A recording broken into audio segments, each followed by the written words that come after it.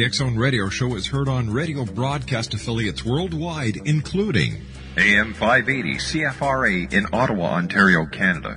WPUL AM 1590 in Daytona Beach, Florida. KOHI AM 1610 in St. Helens, Oregon. KHRO AM 1150 in El Paso, Texas. And for more information on becoming a professional broadcast affiliate of the X Zone Radio Show, visit www.xzbn.net or call toll-free worldwide 1-800-610-7035.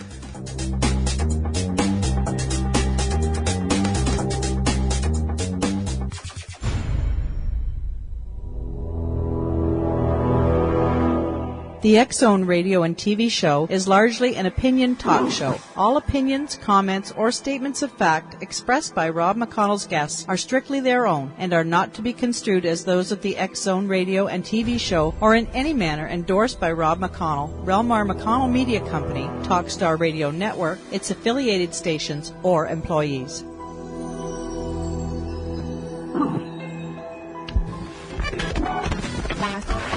All Hit Radio.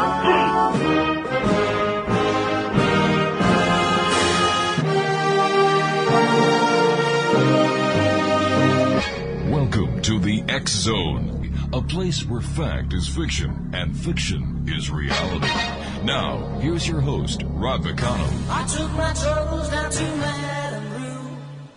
You know that gypsy with the gold cap too. She's got a bag down a petty for the vine. 7 little bottles of love potion number 9. I told her that I was a flop with chicks. I've been this way since 1956. She looked at my palm and she made a magic sign. She said what you need is love potion number 9. Welcome back, everyone. This is the X Zone on the Talkstar Radio Network, X Zone Broadcast Network, UK High Definition Radio, Euro High Definition Radio, Star Cable, and XZoneRadioTV.com and XZoneTV.com.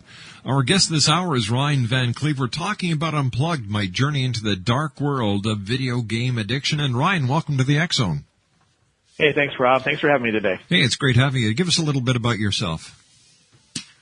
Well, I teach writing and literature at the Ringling College of Art and Design. Mm-hmm. I've been a freelance writer for 10, 12 years, and been a university professor off and on for the last decade or so.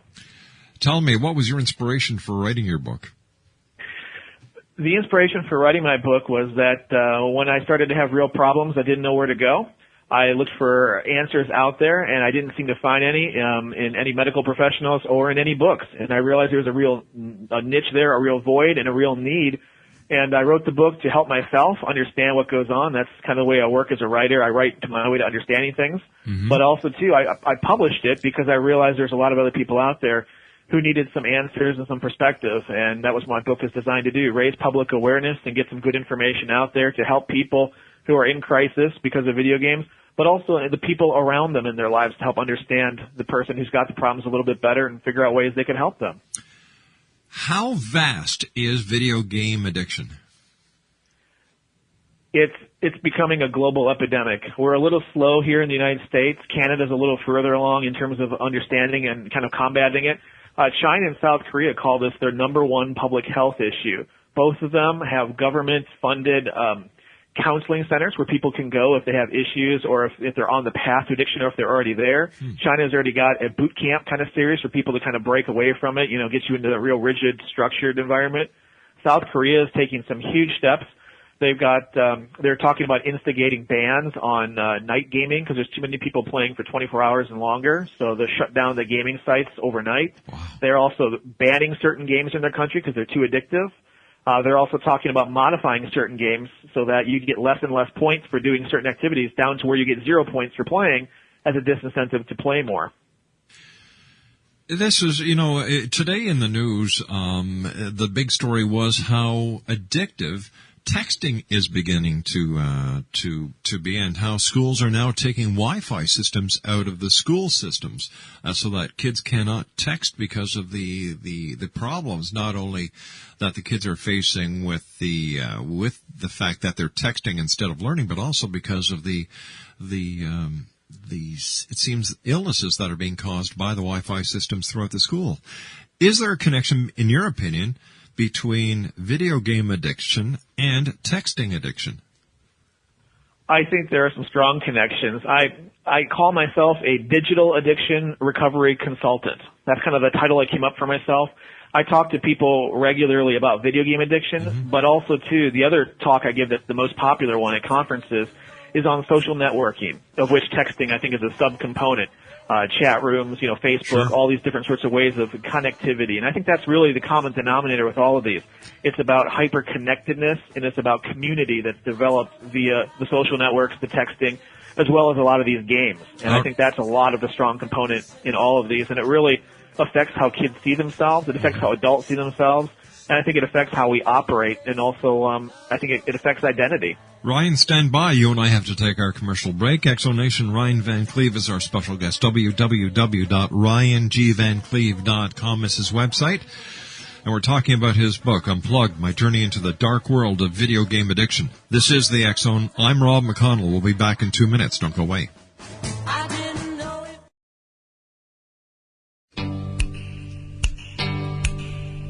Here they come again. Catch us if you can. Time to get a move on.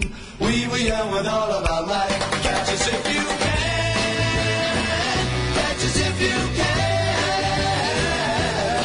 Catch us if you can. Catch us if you can. Now we gotta run. No more time for fun. When we're getting angry, we were young with all of our might. Catch us if you can. Catch us if you can. Exonation, Ryan Van Cleave is our special guest. He is the author of Unplugged, My Journey into the Dark World of Video Game Addiction. A couple of websites, www.ryangvancleave.com and www.unpluggedthebook.com. Ryan, what are some of the warning signs of video game addictions? Well, there's a lot of physical ones, but the problem with those is that they tend to mirror overuse in the office sort of environment. Back pain from sitting at a desk, or eye strain, headaches, things like that. So those aren't good indicators. The better ones happen to be behavioral attitudes, behaviors, things like this. I would be looking for people who, when they're stopped from playing video games, like if they've got a gaming event set up and then they have to wait, play a little bit later, they start to act out, get unduly upset. I mean, that's a pretty good sign that the games have a real importance in their life. Also, conversely, when they play the games, if their behavior changes. We've probably all heard about or even maybe seen the little old ladies who are so nice, but they get in a car and they drive like crazy. Oh, yeah. Sort of the road rage. Yep. I mean, I've seen video game rage where a really nice, quiet-spoken person starts screaming and shouting, throws keyboards or joysticks, breaks controllers, breaks TVs, breaks the screens. That's a pretty big sign that there's a real issue, too. And another one I'd look out for, and this one's the toughest one to spot, but it's one of the most telling in terms of how serious things are, is when people lie about how much they play. So if you've got a kid or a spouse or somebody, and they're playing in the morning when they get up, and then you go off and run some errands and come back 4 hours later and they're still on, or 8 hours later and they say, oh no, I went and did some other things, and you find out later they've been playing the whole time. I mean, there's so many levels of self-denial and deception there. That's a huge indicator that there's some serious dysfunction at play.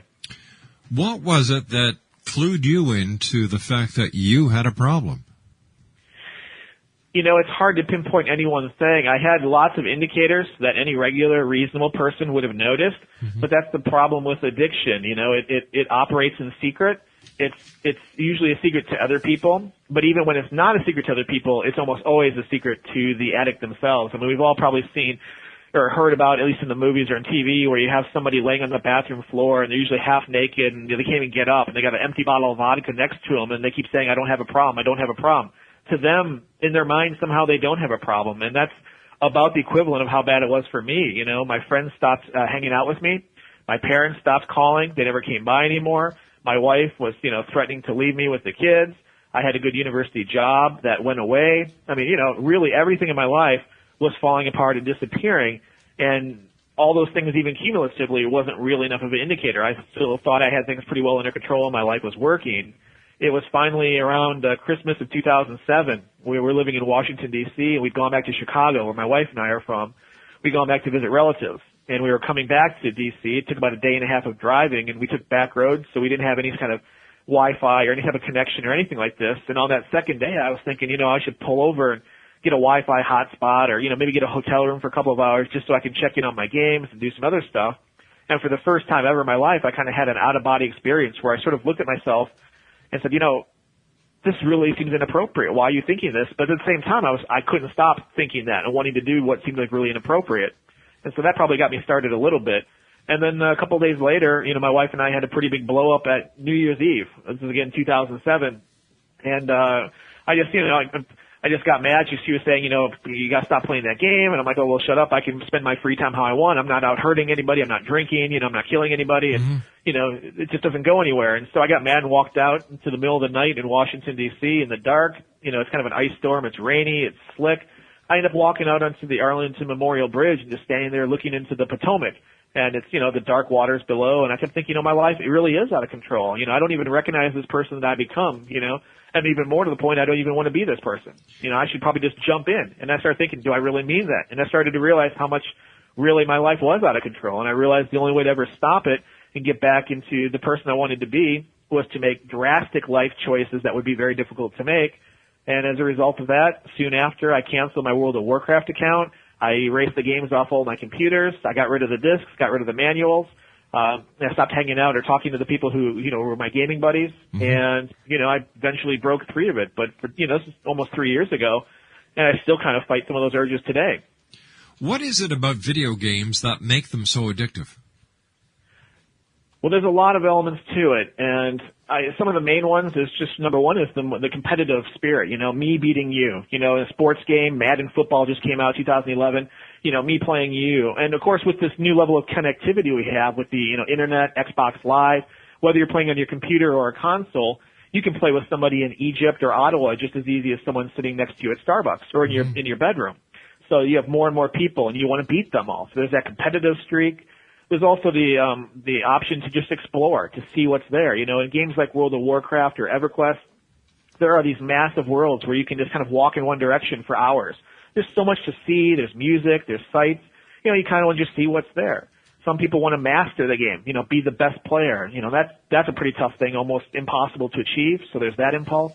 But another one is, of course, the idea of story-driven play, being part of the overarching narrative. I could go plunk down $10 and go watch the new A-Team movie or the new Disney movie, and I have a nice experience for 2 hours. But whatever I want or think doesn't affect what happens on the screen. And the screen is the same every single time if I see the movie again. In a lot of these games, I'm in the movie, I'm the hero, what I say, think, and do affects what actually happens. And I can go back and play it again if I don't like how the outcome came. So there's so much more immersiveness. I mean, the amount of technology and money they put into these games, it's like Hollywood blockbusters. So are we saying really that is like being in a movie, So what you're doing is you're living in a world of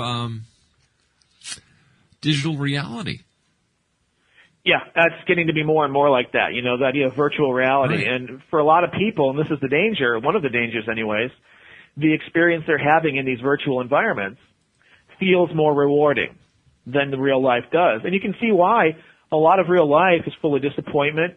It's full of opportunities where you feel disempowered or not respected, or you're trapped into certain roles. I know a couple of CEOs of major companies. These are people with, millions of dollars in their, portfolios. They drive fancy cars.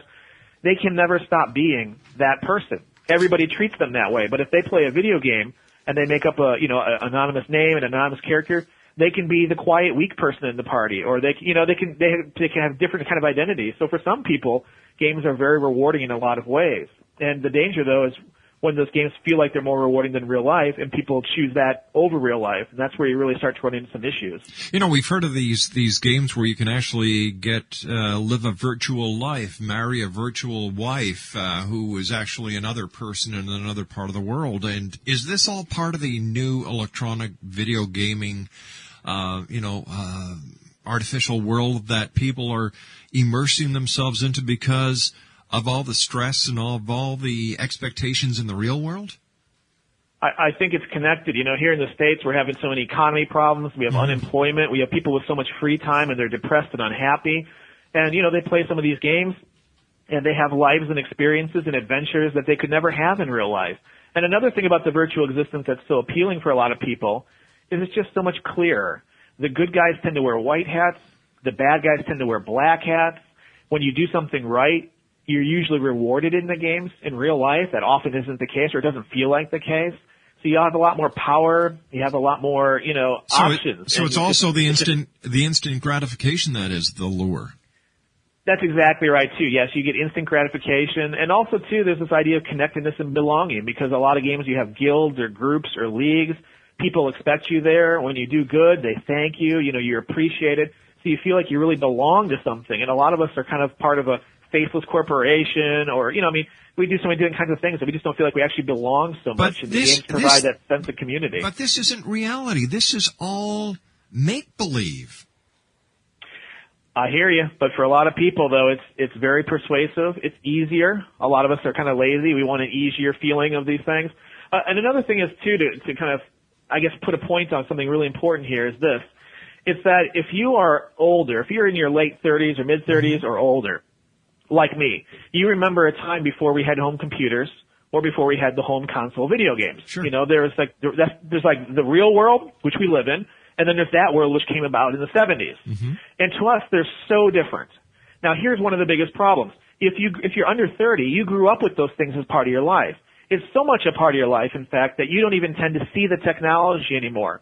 So for a young person, our conversation right now, Rob, on the internet or over the phone, is the same to them in terms of importance and quality of experience as texting, chatting on a chat room, over social networking, talking on headsets while playing a first-person shooter, or sitting next to each other in the nearby Starbucks.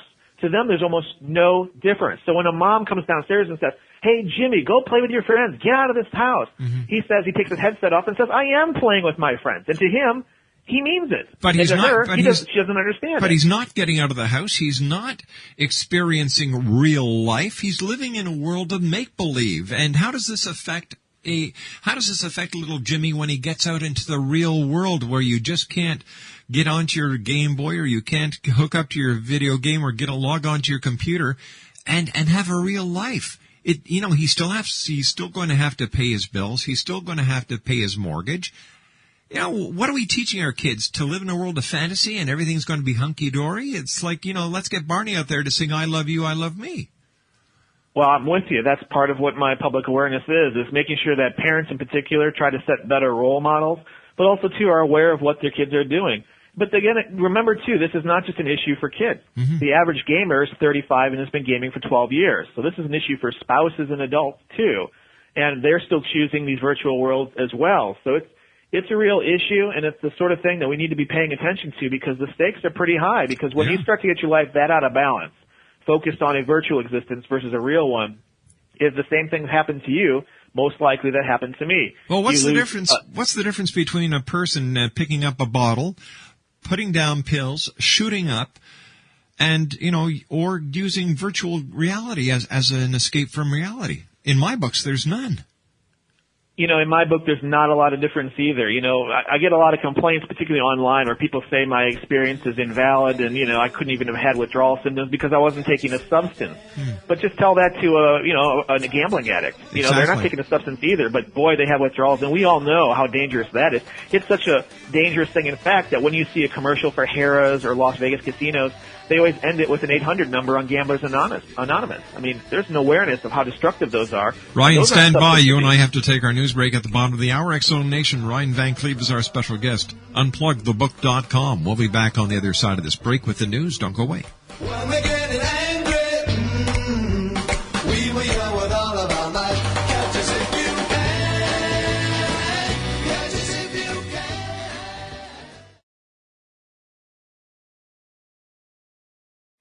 I'm Rob McConnell, and welcome to the X-Zone, a place where fact is fiction and fiction is reality. Today on the X-Zone, the Great Lakes Triangle of North America.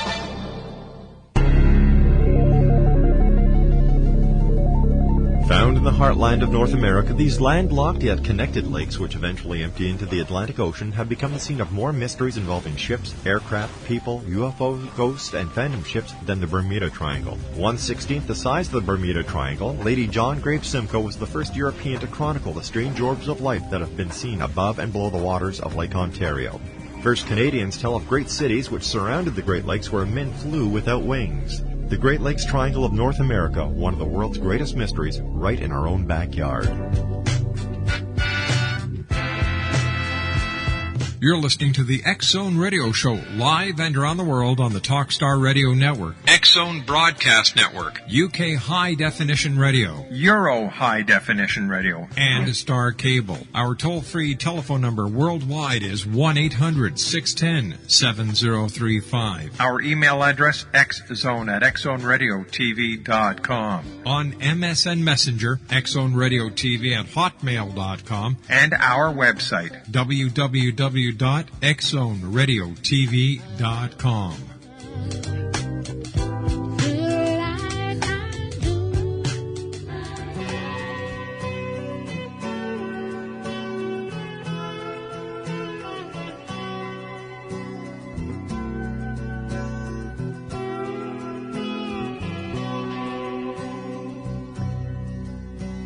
The legend lives on from the Chippewa on down at the big lake they call Gitchagumi.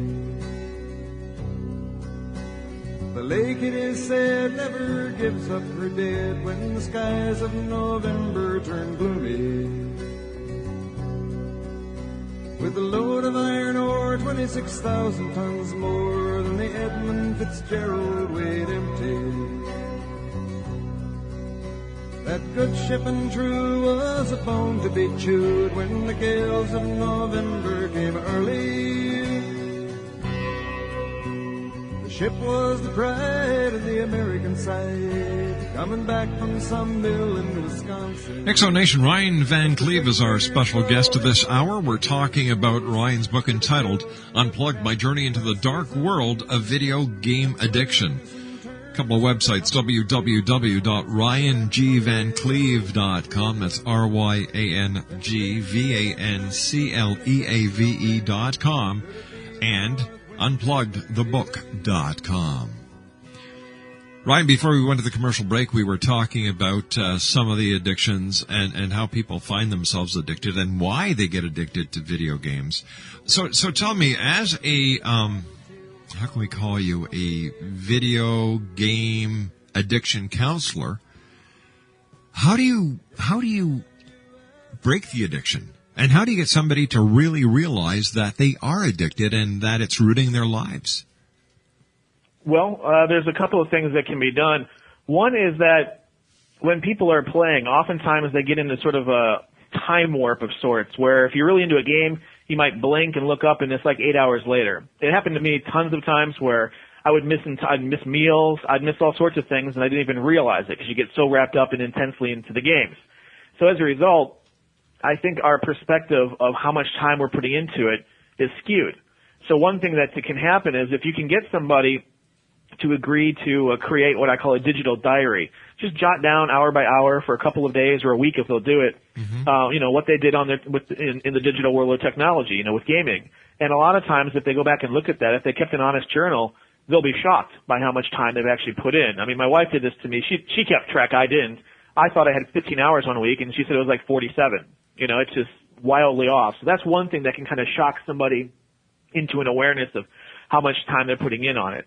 Some other things that I would not do, though, is I would not just do what feels almost the natural thing to do. If you got a kid, for instance, who's gaming, well, he's got a problem with gaming, take the games away. Well, if you do that, that's when kids oftentimes lash out. To connect with what we said earlier, talking about young people in specific, and how much they identify with, the sense of community and the gaming. They don't even see the technology. There are so many people and relationships you have in our lives that are virtual. For instance, if you have Facebook or MySpace, you've probably got tons of friends on there who you've never met in real life, and it would be weird to actually meet in real life. Yet they're called your friends, and you feel like you have some sort of relationship with them. All right, so we can look at that as being the pen pals of days gone by, but that doesn't, I've never heard of a story where having a pen pal has caused an addiction problem with writing letters around the world. Well, that's true, but for some people, these relationships that they have online, and it's more than pen pals because they oftentimes share secrets, they really talk a lot, they spend a lot of time together, they feel like it's a lot of time spent together. So to them, it's like I talked about the way that they communicate. There's not a lot of difference in the quality of experience face-to-face or online. So for them, these are important relationships. And if a parent rips the game out of the wall or, destroys the computer or the Xbox, it feels like to the gamer, like the parent has basically killed all those friends. They no longer exist for them. It's not like they've taken away. It's like they're dead and gone. And this is why you get so many kids who kind of just freak out when the parents do this kind of thing. There was the kid in Ontario, Brandon Crisp, a few years ago. His parents took away, a game because he was playing first-person shooter games. They told him not to. Mm-hmm. He ran off into the woods and froze to death a few days later. There's case after case of this. I mean, one of the big ones in the United States was in Ohio a few years back. The kid's name was Daniel Petrich, and he had Halo 3, a first-person shooter game. His parents said, don't get it.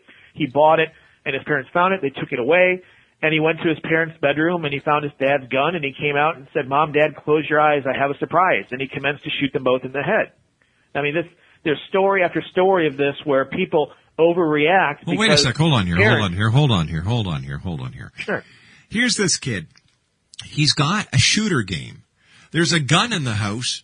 He goes and uses the gun to shoot his parents. Now, isn't it possible that if his parents would not have allowed him to have the shooter game in the first place and they would have put the foot down, the kid wouldn't have had the psychological problems that led to the shooting of his parents?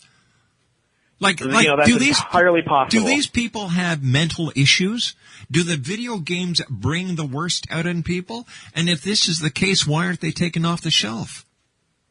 Well, now you're on to something here. This is an issue. I think it can exacerbate existing problems, and I think it can create problems for other people.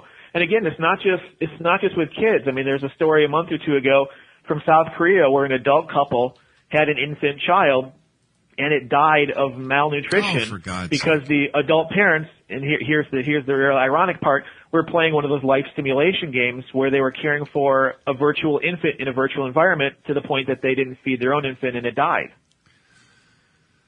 So what do we do as a society? Do we put our foot down and demand that these games get yanked on the shelves? Do we police them? And if people start policing these games, then this just gives some of the radicals out there to say, see, I told you Big Brother was watching us all the time. It's a catch-22 situation. So how do we handle this?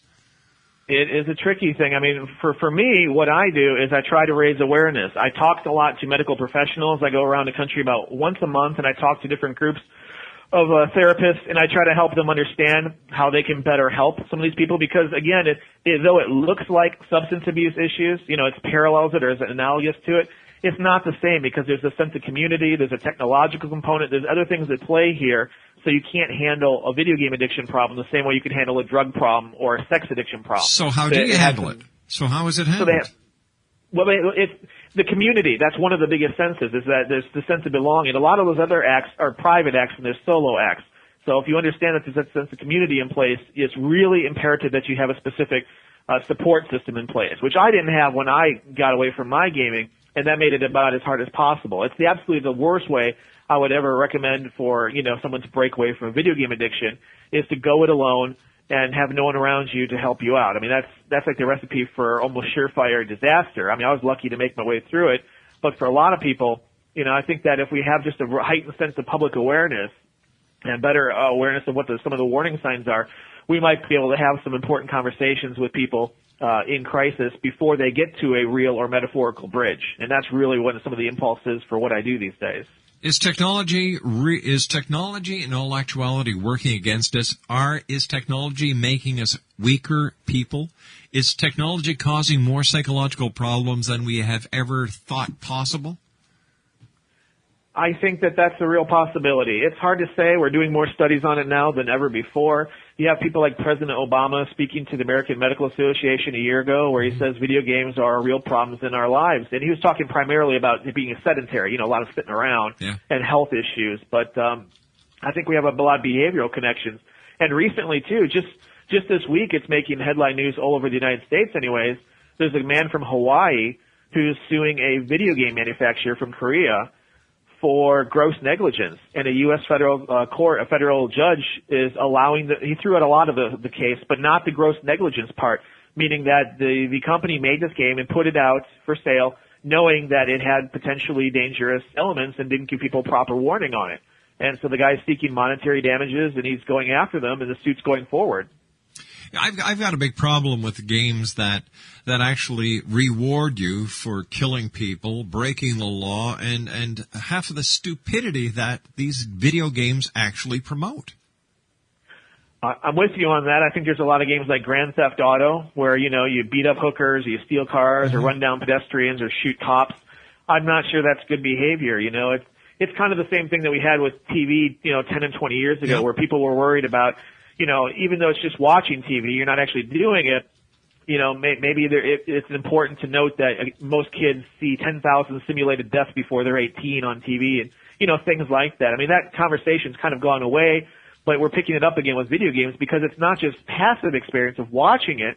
Now you're actually physically participating in it, so it's a much more involved situation. So perhaps the effects are more strong than just watching it on TV, and it's something I would be paying attention to. It's something I hope more people are researching and studying, and it's something that if there is an issue there, I hope we talk about it more so that parents particularly, but also spouses and adults everywhere, are more concerned and watchful about these things.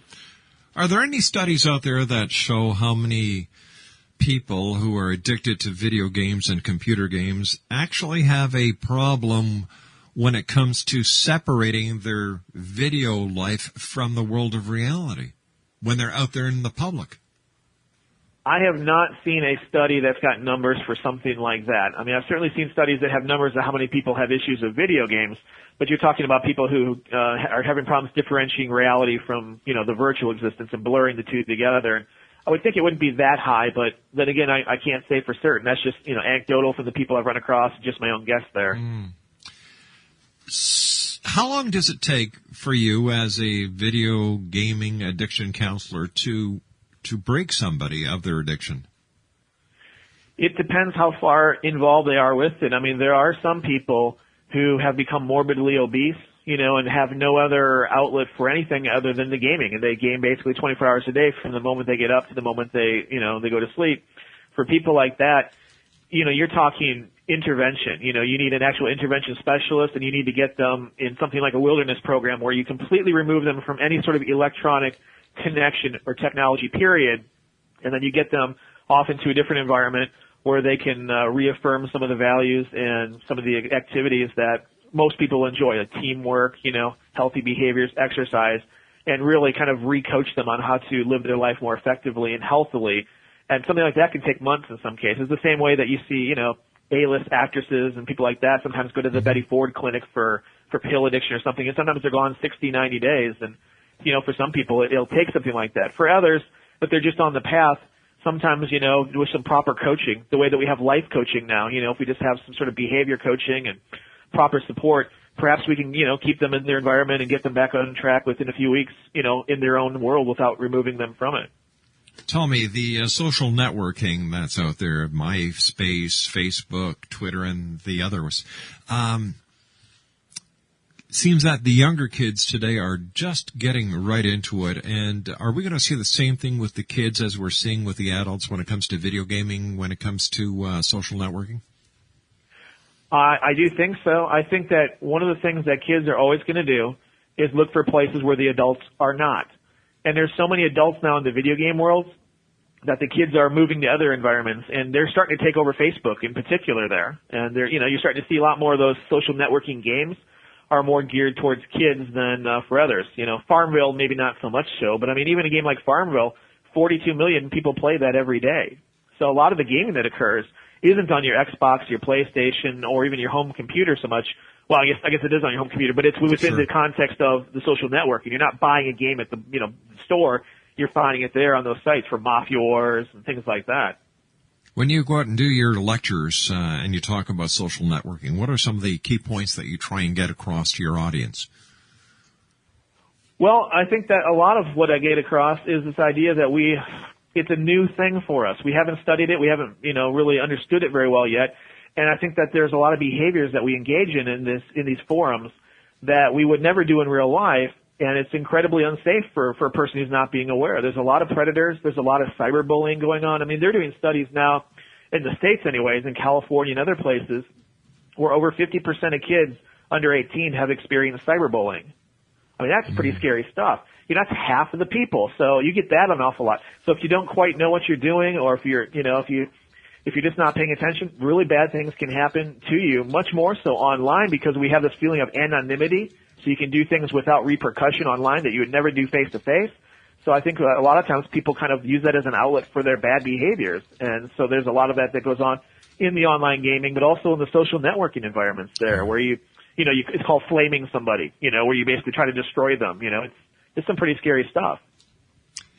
Stand by, Ryan. You and I have to take our final commercial break for this segment. X-Zone Nation. Ryan Van Cleave's our special guest. Here's a couple of websites: www.unpluggedthebook.com. That's www.unpluggedthebook.com, and www.ryangvancleave.com. 1-800-610-7035, worldwide toll-free. Email xzone@xzoneradiotv.com. On MSN Messenger, xzoneradiotv@hotmail.com. And our website, www.xzoneradiotv.com. Once again, for more information on Ryan Van Cleave, here are the two websites. RyanGVanCleave.com. That's www.RyanGVanCleave.com, and www.unpluggedthebook.com. We'll be back on the other side of this break. Don't go away. That good ship and true was a bone to be chewed when the gales of November.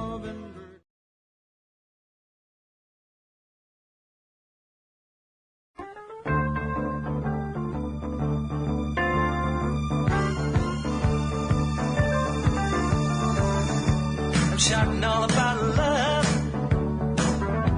Well, they treated you like a dog, and you were the one who had made it so clear all those years ago. Talking all about how to give,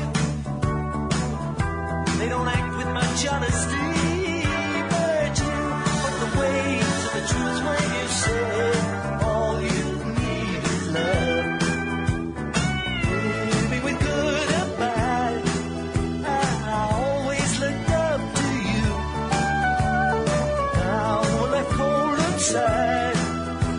Someone, the devil's best friend, some other were banded on, were living in their battery. Ryan Van Cleave is our special guest this hour.